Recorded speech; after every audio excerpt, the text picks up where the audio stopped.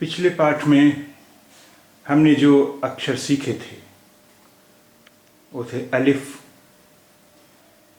बे, दाल, रे, जे, सीन, काफ, नून और वाव। पिछले पाठ में हमने जो कुछ शब्द सीखे थे वो थे अब, रब, अरब, अदब, दर, अदरक, दस, रस, जर, रज, जन, रन, वजन। अब आइए देखते हैं हम उर्दू के वावेल्स या व्यंजन। उर्दू में वावेल्स या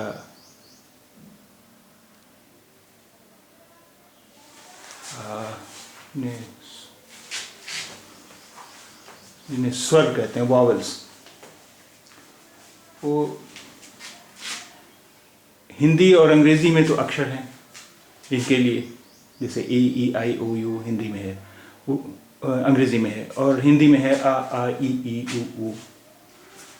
लेकिन उर्दू में इसके लिए कोई अक्षर नहीं है।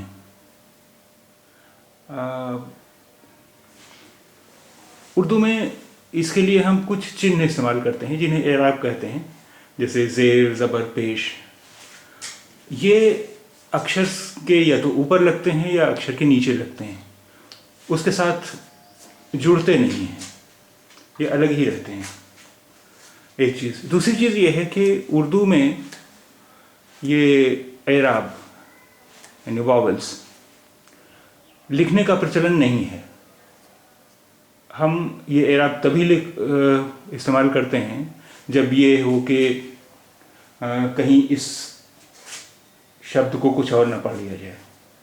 सिर्फ इस कन्फ्यूज़न को दूर करना हो जहाँ पर हम वहीं इस्तेमाल करते हैं, वरना प्रचलन आमतौर पर है नहीं एराब इस्तेमाल करने का। ये ऐसे समझ लीजिए जैसे हिंदी बगैर मात्राओं के लिखी जाए या उर्दू या अंग्रेज़ी बगैर वावेल्स के लिखी जाए।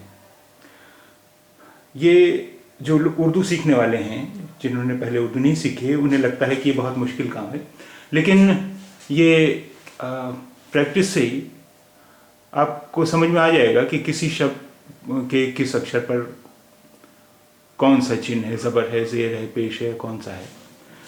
आइए देखते हैं कुछ चिन्ह। और ये जानना इसलिए ज़रूरी है कि यही चिन्ह, जैसे हिंदी में मात्राएं लगती हैं, ई की मात्रा, ई की मात्रा, आ की मात्रा, ये चिन्ह उनका भी काम करते हैं। तो आइए देखें।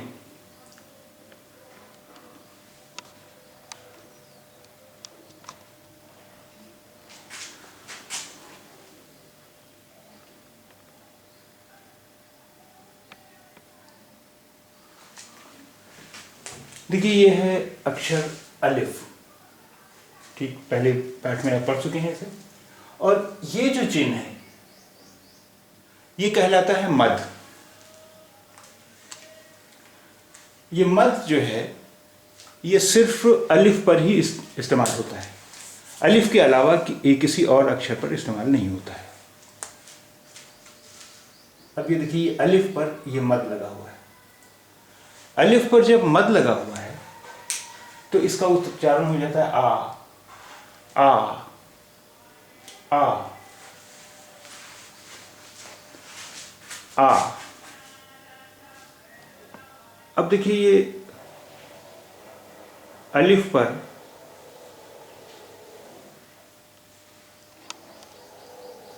एक जो चिन्ह है, अलिफ पर ये जो चिन्ह है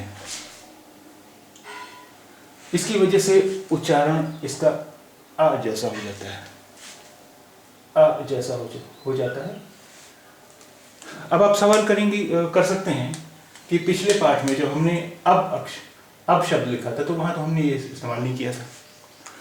अभी हम आपको पहले ही बतला चुके हैं इस पाठ के शुरू में ही कि उर्दू में ये साइंस चिन्ह जो हैं इनके बगैर ही लिखने का प्रचलन है, इसलिए अब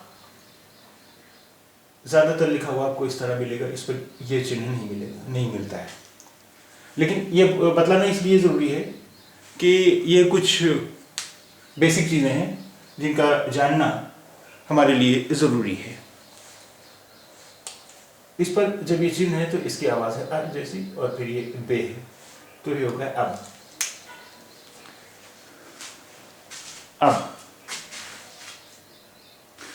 अलिफ ज़बर बे अब आपको मद के बारे में भी बताया था, तो अब ये देखिए अलिफ मद से क्या आवाज़ हुई, आ और बे आब, आब। अलिफ मद आ और बे आब। तो ये दो चिन्ह आप समझ गए, ये मद है और ज़बर है। अब देखिए एक चिन्ह है ज़ेर। ज़ेर क्या है? ज़ेर भी बिल्कुल ज़बर जैसा ही होता है, लेकिन ज़बर अक्षर के ऊपर लगता है और ज़ेर अक्षर के नीचे लगता है। ये देखिए अलिफ है और अलिफ के नीचे यहाँ ये ज़ेर लगा हुआ है, ये ज़ेर है। अगर ये चिन्ह ऊपर होता तो ये ज़बर कहलाता। अब जब ये ज़ेर लग गया तो इसकी आवाज़ क्या होगी? इसकी आवाज़ हो गई ई जैसी, ई। ये हो गया ई, ई। अब ये देखिए शब्द इसके बराबर में लिखा हुआ अलिफ ज़ेर सीन, क्या हुआ? इस। अलिफ ज़ेर ई और सीन इस। उसी तरह अलिफ ज़ेर ई और नून इन।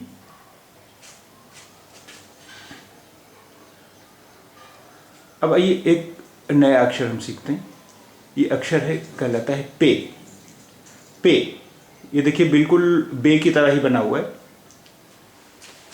बिल्कुल ही ये बे की तरह बना हुआ है। लेकिन बे और इसमें पे में अंतर क्या है कि बे के नीचे एक बिंदी होती है या एक नुक्ता होता है, इसके नीचे 3 नुक्ते हैं या 3 बिंदियां हैं, तो ये है अक्षर पे। इसकी आवाज़ हिंदी के पा जैसी होती है। तो अब ये देखिए शब्द क्या बना, अलिफ मद आ और पे आप। अलिफ मद आ और पे आप, आप।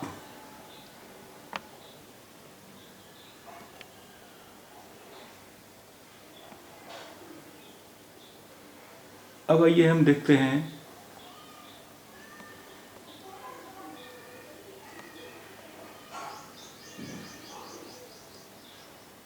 एक और अक्षर।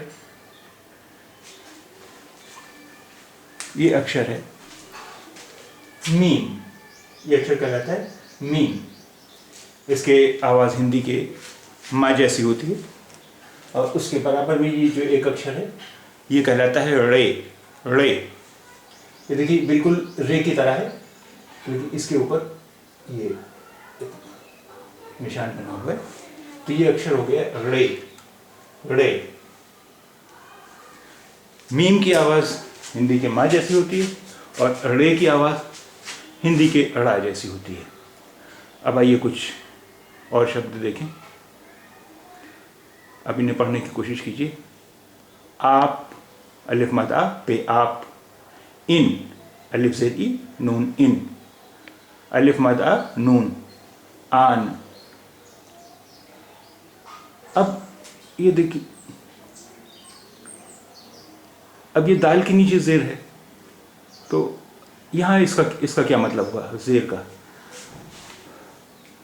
ज़ेर अगर किसी और अक्षर के नीचे हो, अलिफ के नीचे है तो वो ई है साउंड, लेकिन किसी और अक्षर के नीचे अगर ई है तो वहाँ ये छोटी ई की मात्रा का काम करता है। तो दाल के नीचे जेर है, यानी दा पर छोटी की मात्रा है, दी, दाल जेर दी, और नून दिन।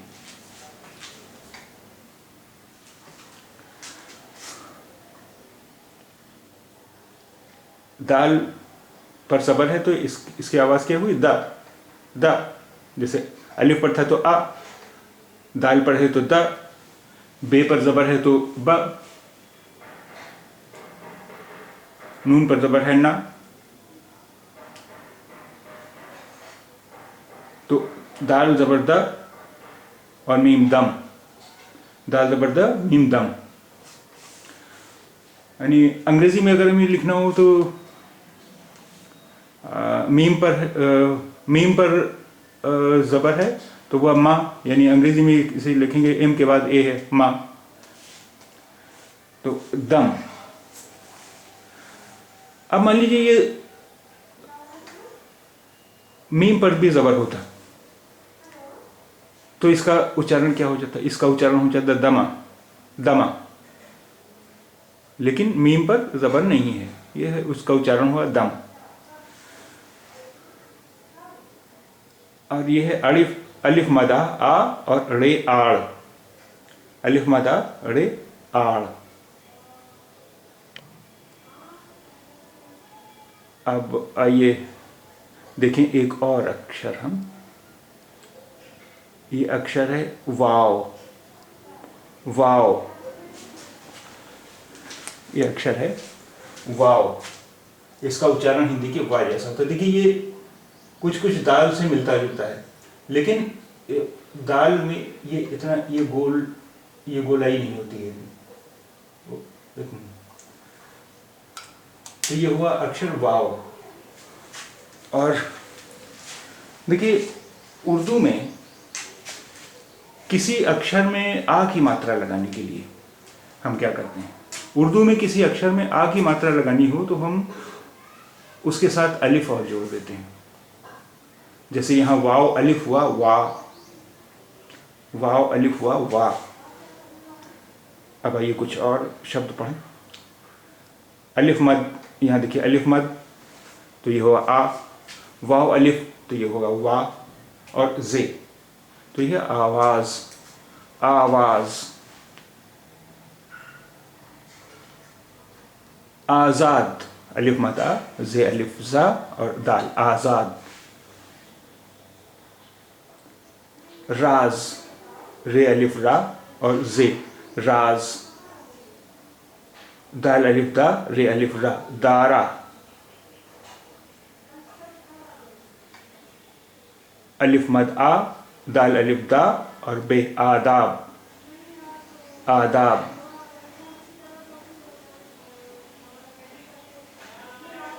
रे अलिफ रा, जे राज, दाल अलिफ दा और रे दार, राजदार। दादा, दाल अलिफ दा, दाल अलिफ दा, दादा। ये एक अक्षर है उर्दू का ते, ये भी बे की तरह है, लेकिन बे में नीचे एक नुक्ता होता है, यानी नीचे एक बिंदी होती है, इसमें ऊपर दो नुक्ते हैं, ये दो बिंदियां हैं, तो ये है ते। इसका उच्चारण हिंदी के ता जैसा होता है, ता। अब आइए देखिए ये क्या शब्द बन हुआ, रे अलिफ रा और ते, रात, रे अलिफ रा ते, रात। आरा, अलिफ मद आ, रे अलिफ रा, आरा। अदा, अलिफ या अलिफ पर जबर भी लिख सकते हैं, नहीं भी लिख सकते हैं।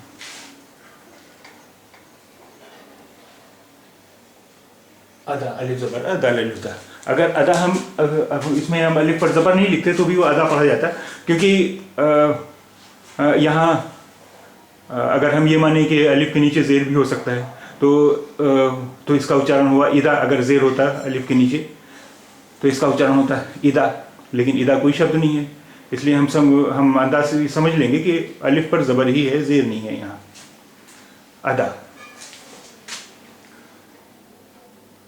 अब आइए हम एक अक्षर और सीखते हैं उर्दू का, यह है जीम।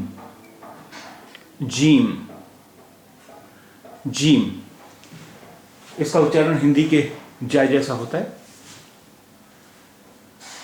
तो अब ये शब्द बना आज, अलिफ मद आ और जीम आज, रे अलिफ रा और जीम राज। एक और अक्षर सीखते हैं हम उर्दू का, डाल, डाल, डाल का उच्चारण हिंदी के डा जैसा होता है। अब ये देखिए, डाल और रे हुआ डर। अब आप कह सकते हैं कि यहाँ पर ज़बर तो है नहीं। अब यहाँ ज़बर यहाँ लिखा हुआ नहीं है, लेकिन इसके नीचे, डाल के नीचे ज़ेर भी नहीं हो सकता, क्योंकि अगर डाल के नीचे ज़ेर होता तो इसका उच्चारण होता डी, और तो फिर ये शब्द होता डिर, लेकिन डिर कोई शब्द नहीं है। इसलिए हम अंदाज़ लगा लेते हैं कि यहाँ पर डाल पर ज़बर ही है, यहाँ डाल के नीचे ज़ेर नहीं है। तो डाल ज़बर ड और रा, डर, डर।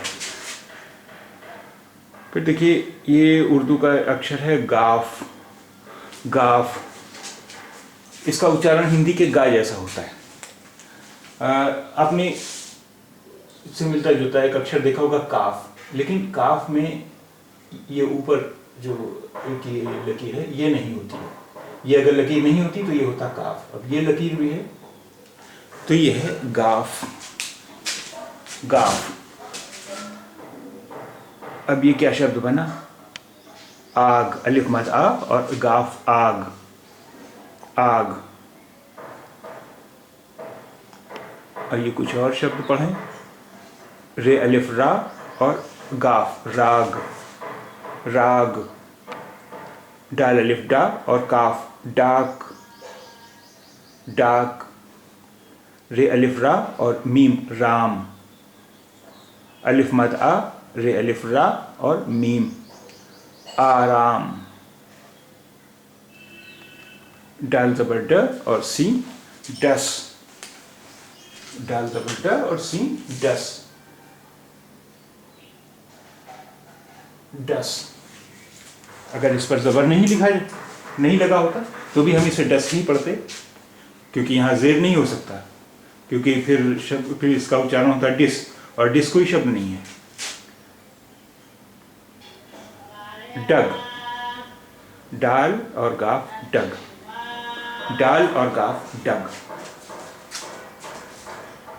अब यहाँ देखिए, आप कह सकते हैं कि यहाँ ज़बर भी हो सकता है और ज़ेर भी हो सकता है। सही बात है, क्योंकि डग भी शब्द है और डिग भी शब्द है। तो डग या डिग। अब यहाँ पर अगर हमें दिखलाना है कि ये डग ही है, डिग नहीं है, तो हम इस पर ज़बर लगा देते हैं। अब डाल ज़बर ड और गा डग। अगर यहाँ ज़ेर होता तो ये होता है डिग। अब आइए देखें और शब्द, अलिफ मद आ, दाल और मीम दम, आदम, दाल अलिफ दा और सीन दास,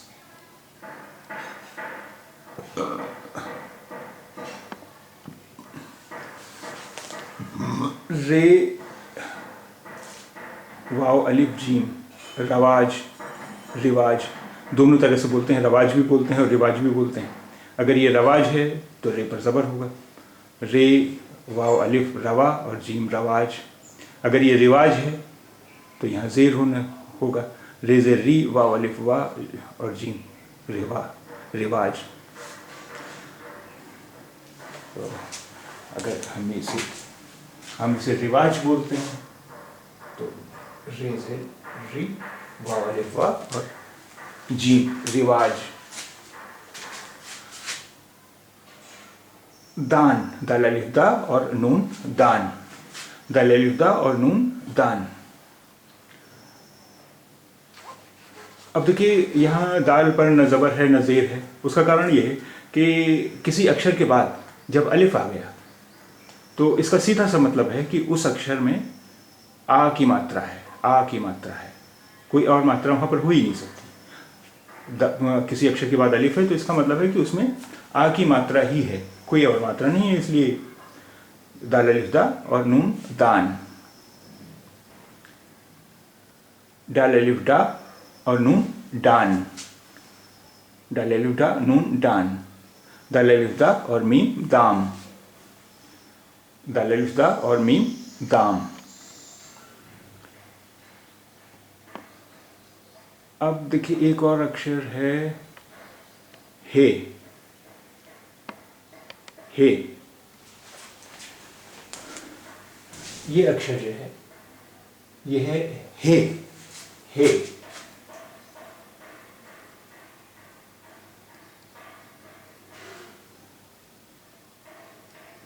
हे, इसकी आवाज़ हिंदी के हा जैसी होती है।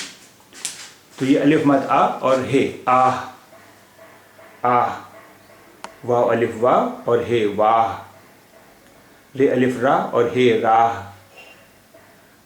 वाव अलिफ वाह और हे, वाव अलिफ वाह हे, वाह वाह, वाह वाह। अब आइए हम अब तक जो शब्द सीखे हैं उनके आधार पर हम देखते हैं कि क्या हम कोई पूरा सेंटेंस भी लिख सकते हैं।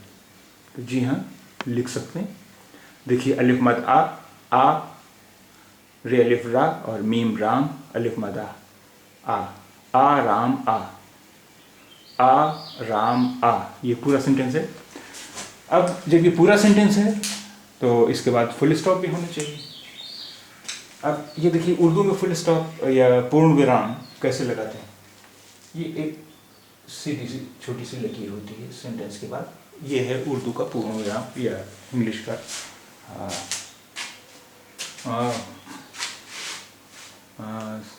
Full stop.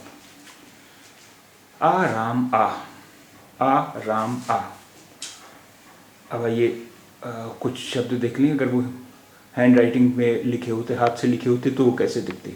रे अलिफ रा और गाफ राग, दाल अलिफ डा और काफ डाक, अलिफ मद आ दाल और मीम आदम, रे ज़िर्री वाव अलिफ वाह और जीम रिवाज,